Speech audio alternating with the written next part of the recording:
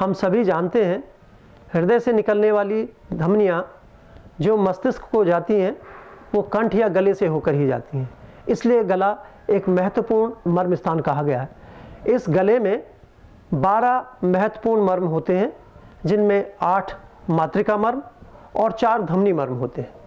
4 धमनी मर्म में 2 मन्या और 2 नीला, ये बहुत महत्वपूर्ण मर्म स्थान होते हैं, तथा जो 8 मातृका मर्म होते हैं, यदि इन पर कोई चोट लगती है, आघात होता है, तो इससे इंस्टेंट डेथ हो सकती है, इसलिए इनको सद्यः प्राणहर मर्म भी कहा जाता है।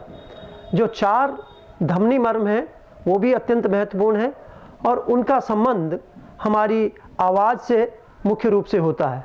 यदि इस पर आघात होता है तो व्यक्ति गूंगा हो सकता है या उसकी आवाज़ का वॉल्यूम, उसका कैरेक्टर या उसकी टोनिसिटी में परिवर्तन हो सकता है।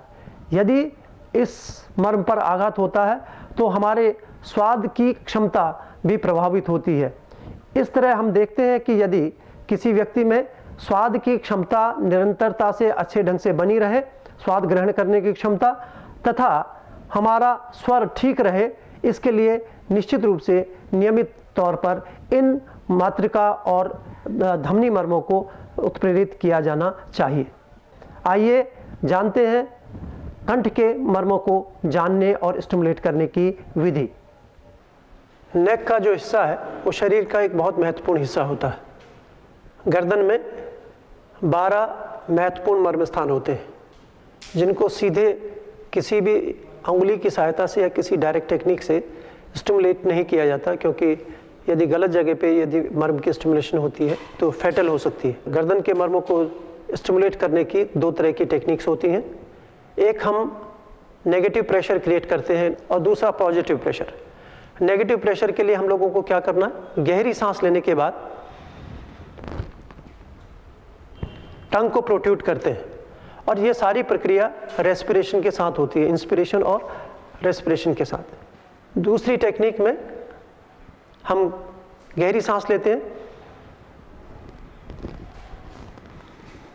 माउथ कैविटी को ब्लो करते हैं और माउथ कैविटी को ब्लो करने के बाद उसको एक्सेल करते हैं। तो ये दोनों टेक्निक हैं। सबसे पहले इसको हम रिपीट करेंगे।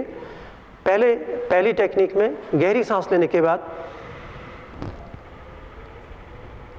टंग को इतना प्रोट्रूड करते हैं कि हमारा क्रिकाटिका मर्म तक प्रेशर आता है और हम लोग गर्दन में मूवमेंट को फील कर सकते हैं। दूसरी टेक्निक में गहरी सांस लेनी है, माउथ कैविटी को ब्लो करना है और नाक से एक्सहेलेशन करना है। तो एक पहली स्थिति में हम लोगों ने नेगेटिव प्रेशर क्रिएट किया।